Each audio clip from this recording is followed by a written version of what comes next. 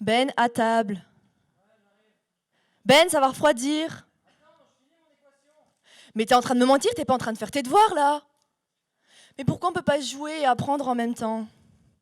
Ben en fait c'est possible. Parce que chez nous, chez Miro B2K, on a décidé de créer un jeu vidéo, Retime, qui va allier l'action et l'aventure avec le programme scolaire. Dans un premier temps, on a remarqué que ce qui dérangeait le plus les parents en ce qui concerne les jeux vidéo, c'est le temps de jeu des enfants au détriment des devoirs. Dans un second temps, on a observé qu'il y a deux mondes différents.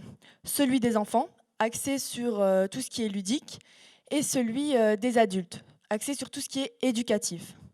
On a donc dû trouver une solution. Créer Retime, qui va être en fait basé sur... qui va s'inspirer de jeux vidéo comme Assassin's Creed, Uncharted, ainsi que même de scénarios de films, Edge of Tomorrow, Terminator. Mais on va également inclure en fait des notions de mathématiques qu'on voit au collège, notamment en 4e et 3e.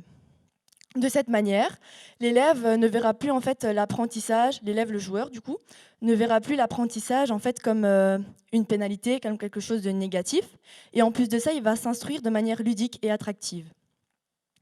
Certes, vous pourriez me dire que ce genre de jeu existe déjà. Mais nous, en fait, on veut se différencier dans la maturité du jeu. C'est-à-dire qu'il existe certes des jeux éducatifs, mais très enfantins. Nous, on veut garder ce principe de jeu vidéo de base. Sans oublier que les parents achètent des jeux à leurs enfants, mais en France, il y a 60% des préados qui ont de l'argent de poche par mois.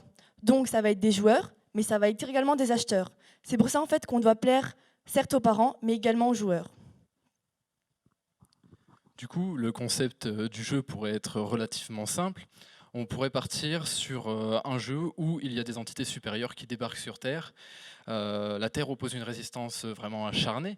Et du coup, mais ces fameuses entités, ayant une technologie avancée, partent dans le passé pour chercher à détruire notre science, ce qui a fait ce que nous sommes maintenant.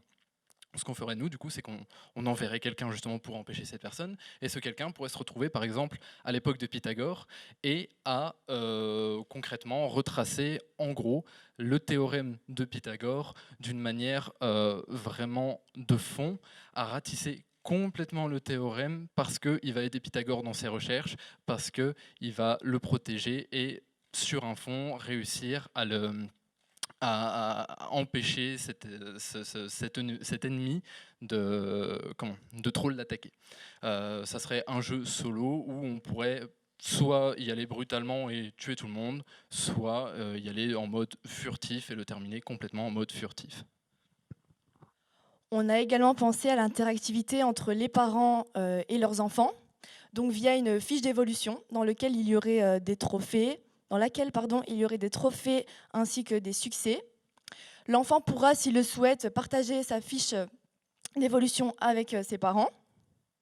On a aussi pensé à un petit plus, c'est permettre en fait aux joueurs qui sont dans le top classement d'avoir des avantages dans un jeu futur. Concernant le budget, on est parti sur un budget de 410 000 € pour la première année, pour prendre en compte 6 postes pour le développement du jeu, donc sur l'aspect graphique, sur le fonctionnement du jeu, et aussi une personne qui s'occuperait du site internet. Donc tout ce qui est webmaster, et puis aussi l'aspect aller sur les réseaux sociaux, donc plutôt community manager, d'aller chercher nos potentiels clients. Donc on part sur une embauche de 6 personnes la première année, et ensuite de 7 personnes, d'où l'augmentation des coûts. Et là on peut voir que chaque année on va créer un nouveau scénario, pour une nouvelle matière ou pour une nouvelle année scolaire. Le coût de l'application, c'est environ 30 €. On a estimé qu'il y avait environ 820 000 élèves qui pouvaient être touchés la première année, donc ce sont les élèves de 4e, et on a tenu en compte seulement 1% de cette population. Donc on a fait des estimations basses. Pour initier un petit peu tout ça, on va utiliser le crowdfunding, mais ça n'est pas rentré dans notre estimation financière. Et pareil, pour les subventions, on n'a pas compté de subventions, parce qu'on ne sait pas encore si on va en avoir ou pas. Pour parler du jeu, on va utiliser les réseaux sociaux tels qu'Instagram, YouTube, Twitch, ainsi que participer à des salons comme la Paris Games Week. Merci de nous avoir écoutés.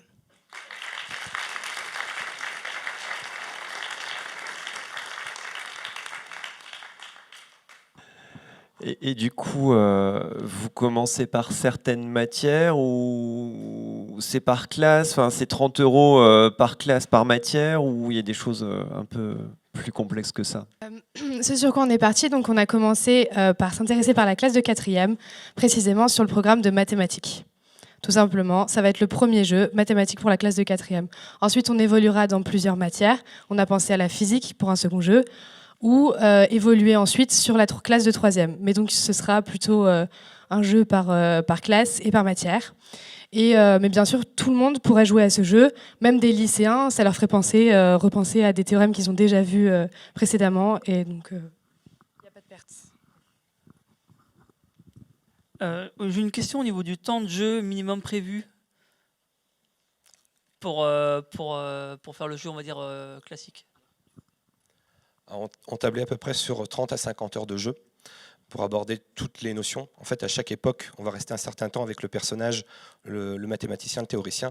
Et suite à l'avoir aidé sur des problématiques, on va beaucoup compter sur le scénario pour que ce soit fluide, d'amener les problématiques, justement les équations. Et donc, il va y avoir des personnes qui vont nous demander des aides, un petit peu comme des quêtes. Et on va aider le mathématicien à établir son théorème et après aller aider les gens concrètement pour voir qu'il y a quelque chose de physique, parce que les mathématiques, c'est quelque chose d'assez évasif. Tout en pouvant se retrouver face à des ennemis qu'il va falloir combattre ou esquiver ou trouver d'autres solutions. Comme on l'a dit tout à l'heure, il y a plusieurs manières de faire le jeu, mais il ne faut pas oublier ce côté action où on aura donc à protéger le protagoniste. Vous l'avez dit dans votre présentation, Assassin's Creed, donc, ils se sont lancés sur l'idée du jeu ludique. Vous avez regardé comment ça a fonctionné, quels ont été les résultats? Concrètement, pour le moment, Assassin's Creed, la vraie expérience qu'ils ont fait, c'est sur Origins. Origins, c'est vraiment un jeu de balade dans les bâtiments qu'ils ont pu recréer. Il faut savoir que les bâtiments qu'ils ont recréés, les fresques qu'on retrouve sur ces bâtiments, sont des choses pratiquement complètement inventées ou qui n'ont aucun sens. Du coup, on n'a pas la prétention de faire un Assassin's Creed. C'est énorme, c'est des millions d'euros de budget. Mais on veut commencer par quelque chose de petit et pouvoir progresser.